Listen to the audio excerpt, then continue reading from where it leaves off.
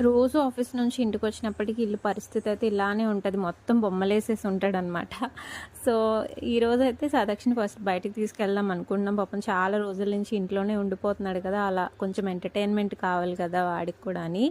అయితే బయటకి jump and జాక్‌కి వెళ్తాం రెగ్యులర్‌గా. హ్యాపీ పోలో కూడా ఎలా ఉంటదో ఒకసారి చూద్దామని వెళ్ళాం ఫస్ట్ టైమ్. బట్ మాకైతే జంప్ అండ్ జాకే నచ్చింది దీంతో కంపేర్ చేస్తే. ఇది నార్మల్‌గా ఉందనమాట. జంప్ అండ్ జాక్ అయితే చాలా బావుంటది.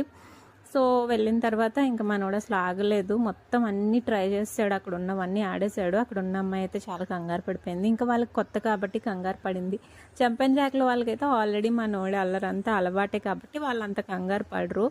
ఎందుకంటే ఈ ఏజ్‌లో మరి ఇంత హైపర్‌గా ఉండేవాళ్ళంటే కొంచెం భయమేస్తది కదా! ఏమైనా దెబ్బలు పెట్టుకుంటారేమోనని.